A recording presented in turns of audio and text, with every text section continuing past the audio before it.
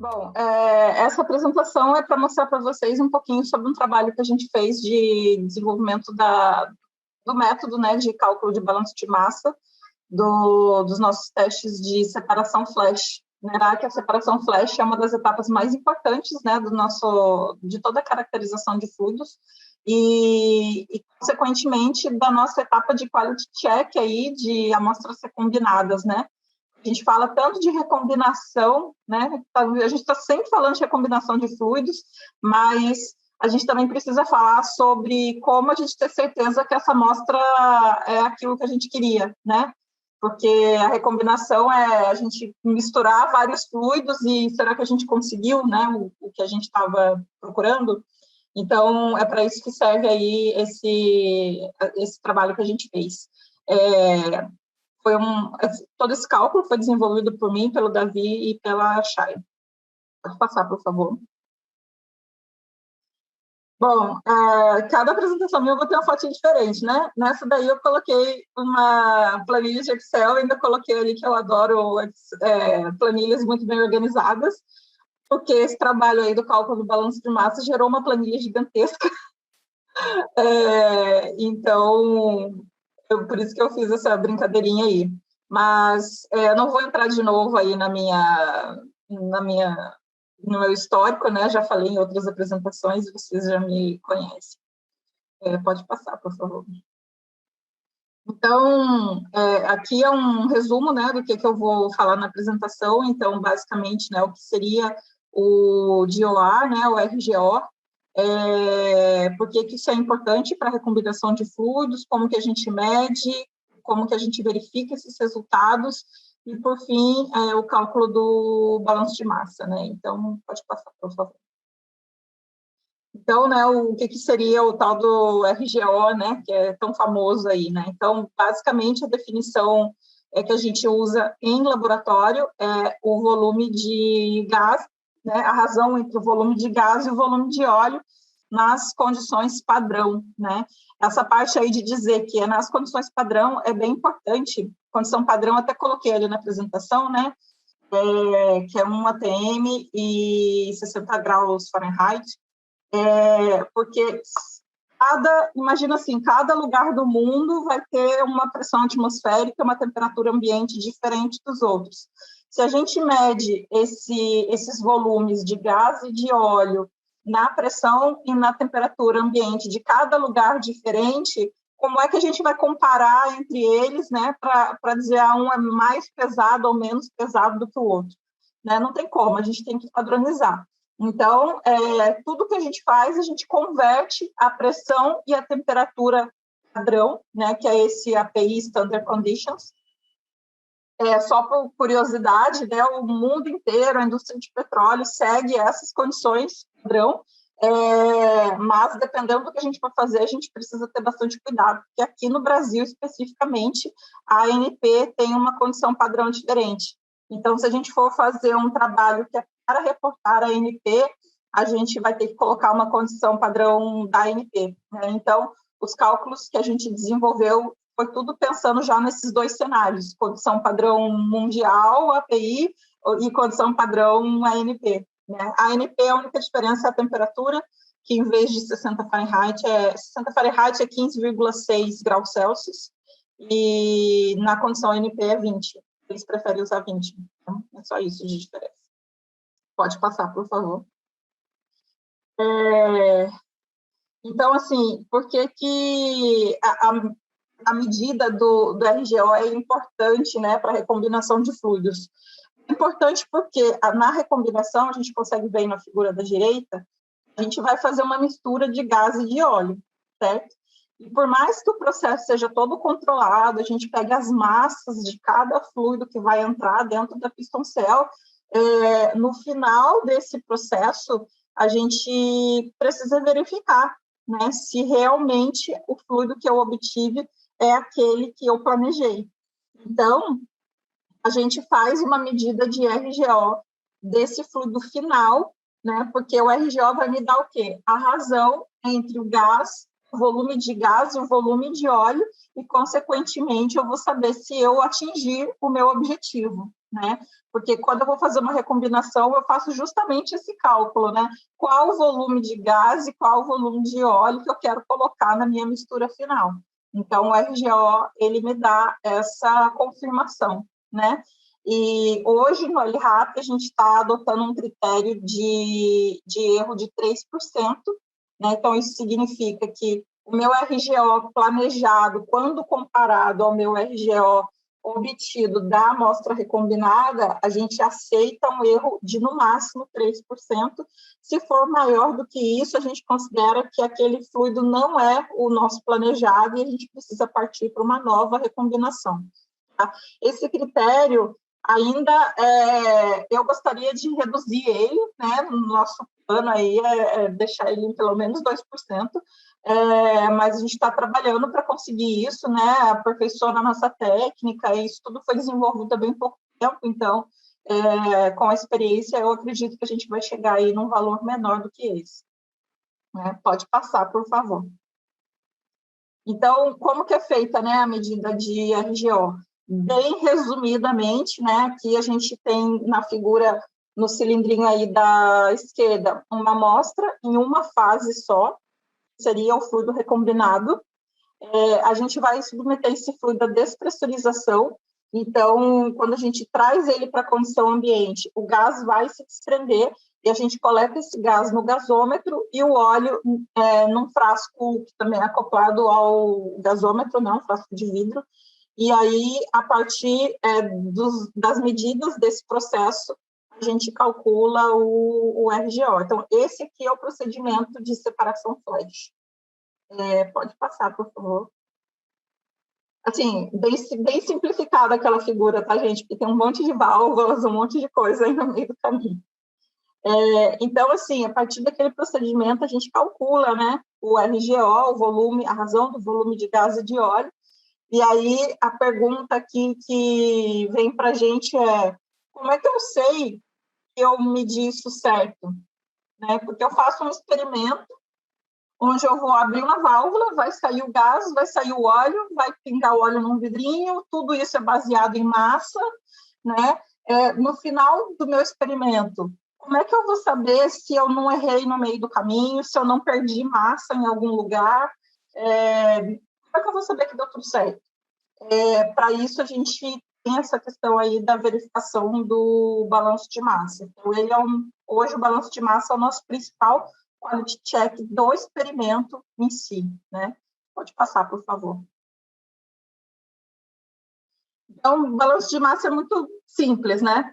A gente tem a massa do fluido vivo, né? Que naquela figura anterior seria aquele cilindrinho do fluido vivo. Isso deve ser igual à massa do óleo e à massa do gás, né? Que a gente teve ali depois da separação. Tudo isso é, como sempre, calculado nas condições standard, né? E isso assim, a ideia toda ela só se aplica quando a gente tem fluidos em uma fase, tá? Então, essa questão, por exemplo, da água carbonatada, que a gente está com excesso de CO2, a gente precisaria pensar em como que a gente vai fazer isso, né? Porque aquela capa de CO2 ali nos atrapalharia. Mas estamos vendo aí como a gente vai fazer a razão gás e líquido, né, nesse caso. Mas, enfim, no balanço de massa aqui das amostras recombinadas, essa aqui é a ideia principal, né? Pode passar, por favor. Então, de onde que vem essas massas, né, que são usadas no cálculo? A massa do fluido vivo é muito simples, é pegar pistão-céu e pesar, né? Não tem muito segredo. Pode passar, por favor.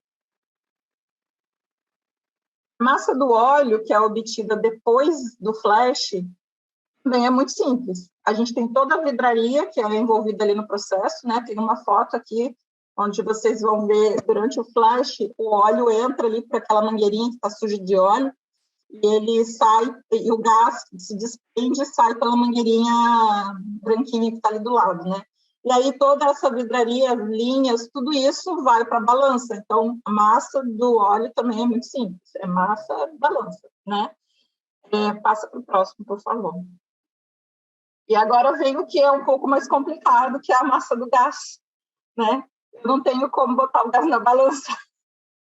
Então, a massa do gás a gente obtém a partir dos dados de cromatografia. Então, quando a gente faz esse procedimento de separação flash, o gás que é coletado no gasômetro, a gente envia para a cromatografia, né, que a equipe da ANET faz, e a partir da informação que ela fornece para a gente faz o cálculo exatamente como está aqui na planilha, aqui no slide, né? Então, aqui nessa tabela que tem circulado em azul, aqui é como a gente recebe o cromatograma da ANET, né? Então, naquela coluna ali, flash, esse é o resultado. Aí, a partir desse dado, a gente faz a multiplicação pela massa molar de cada componente, e aí o somatório disso entra aqui nessa outra equação, né, de massa do gás. A gente também tem aqui o volume do gás que a gente leu no gasômetro, e a gente faz todas as conversões aqui para a condição padrão, e aí, por fim, dessa conta toda, a gente calcula a massa do gás, né? Pode passar, por favor. Tem 4 minutos, tá bem? Tá, joia. Então, o que a gente estabeleceu aqui, né? Que o balanço de massa é o erro entre o lado A e o lado B aqui, né? Que seria o fluido vivo e as frações em condição ambiente. Pode passar, por favor. Então, no LRAP, a gente adotou o seguinte critério. Quando a gente tem um balanço de massa menor ou igual a 2%, a gente considera que o experimento foi ok e o nosso dado de RGO é confiável, né? Então, vamos supor assim, que eu faço uma recombinação e aí eu faço o RGO dessa amostra recombinada. Esses dois valores, eles são menores entre eles, o erro é menor de 3%, e além disso, o balanço de massa é menor de 2%, então essa amostra está pronta para ir para o restante das análises, é uma amostra recombinada de confiança, né? Caso contrário, a gente tem que refazer a recombinação, né? Pode passar, por favor. Então, além desses critérios, né, que eu comentei, o quality check de amostra recombinada também tem outros detalhes aqui que a gente se preocupa, né? Então, a primeira coisa é que, em vez de a gente só fazer um experimento, a gente faz tudo em triplicata, né? Então, quando eu tenho a comparação lá do valor que eu queria e do valor que eu consegui de RGO, amostra recombinada, eu não tenho só um valor, eu tenho 3, né? Então, tudo em triplicata, consequentemente, eu tenho 3 balanços de massa, tenho 3 composições, e por aí vai, né? E nessa etapa de desenvolvimento disso tudo, a gente fez muitos flashes, então, a gente tem aí playlists que chegam a ter 6 flashes diferentes, né? A gente também compara a densidade do óleo morto, residual do flash, né? Entre o original e o que a gente teve depois da recombinação, também precisa ser muito similar. E também comparamos a composição do gás, né? A composição do gás que a gente obtém por cromatografia, ela tem que ser igual àquela que a gente planejou colocar na nossa recombinação, né? Então, também tem esses outros checks aí para a amostra recombinada. Pode passar, por favor. Então, a conclusão, né, desse trabalho é que a gente precisa ter testes de qualidade, né, para avaliar se o nosso experimento foi bem sucedido ou não, né? Isso é o que garante a excelência da nossa pesquisa e que a gente está reportando dados confiáveis. E, no nosso caso aqui, específico para medidas de RGO, a gente acredita que a gente já desenvolveu esse quality check, está funcionando e está indo muito bem, né?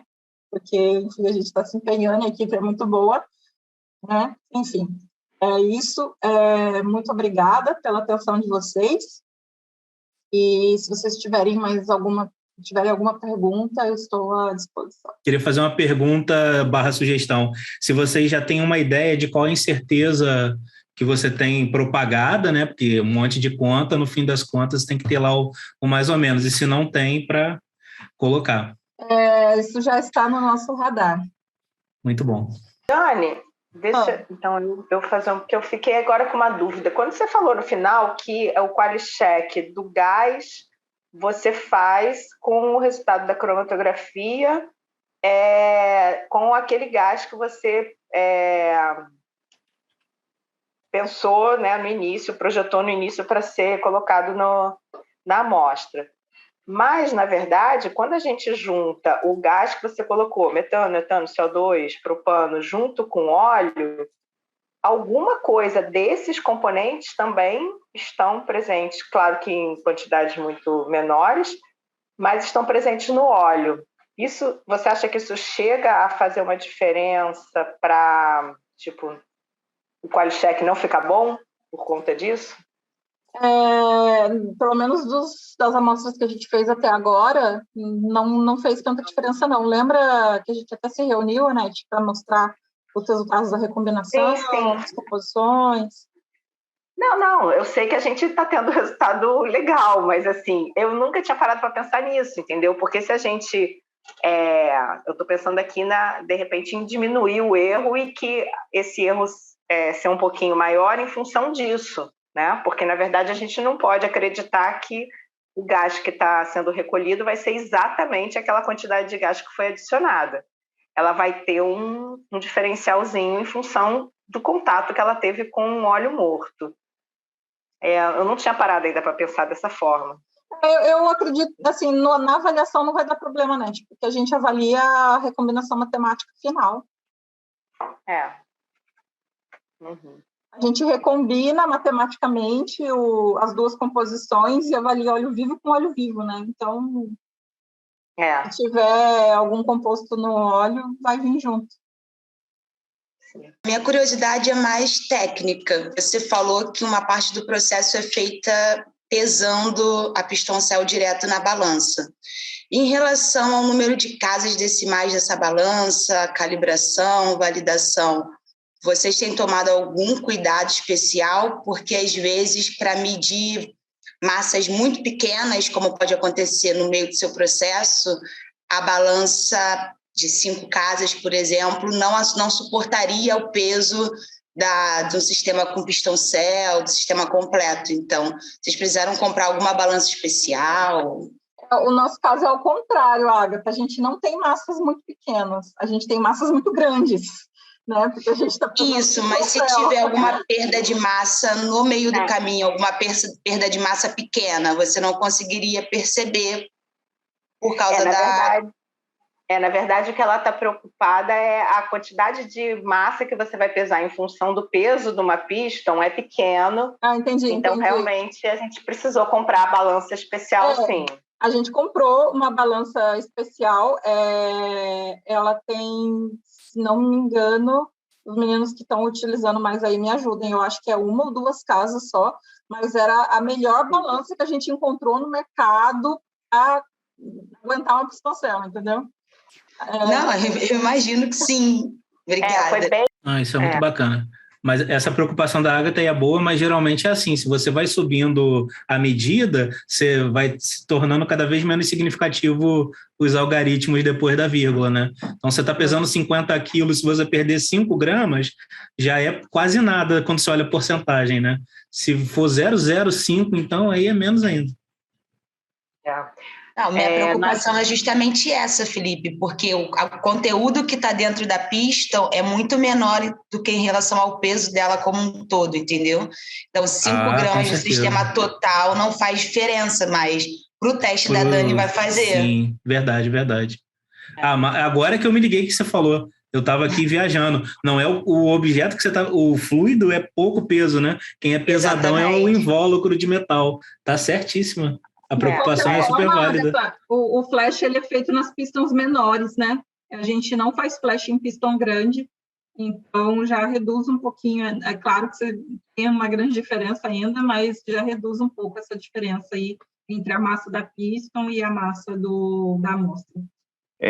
A gente não fez essa análise completa ainda, Agatha, mas para os testes que eu já tinha feito nos estudos anteriores, para a densidade, que a gente, em alta pressão, que segue a mesma lógica de uma piston que é muito mais pesada do que a amostra que está dentro da piston, a gente já chegou num ótimo, que inclusive já temos até trabalho publicado com isso, né, em uma revista que até ela é especializada em publicação de dados, né? Então a gente teve que explicar pormenores como é que a gente lidou com essa questão da incerteza e passou tranquilo essa questão da incerteza com as massas, com o balanço de massa, é uma coisa que a gente vem se atentando já desde o começo do nosso trabalho. Com relação ao flash, é um pouco mais complicado, porque tem várias, até o Felipe falou também, a questão do estudo de propagação de incerteza. É um pouco mais complicado porque envolve outras coisas que a gente não tem muito erro aleatório. Por exemplo, você vai desconectar uma linha e conectar no outro, né? Pingou uma microgota ali que você não viu, né? Então, o próprio você está fazendo o balanço de massa, você faz o que entra menos o que sai. Aí o que sai, depende, você pode ter uma perda de uma gota, uma evaporação, alguma coisa desse tipo. Então, são erros aleatórios, né, que de fato nos obriga a trabalhar com massas maiores. Então, uma forma de mitigar isso daí é, de fato, trabalhar com sistemas cada vez um pouco maiores para que esses erros aleatórios sejam cada vez menos significativos na hora que a gente for contabilizar a incerteza.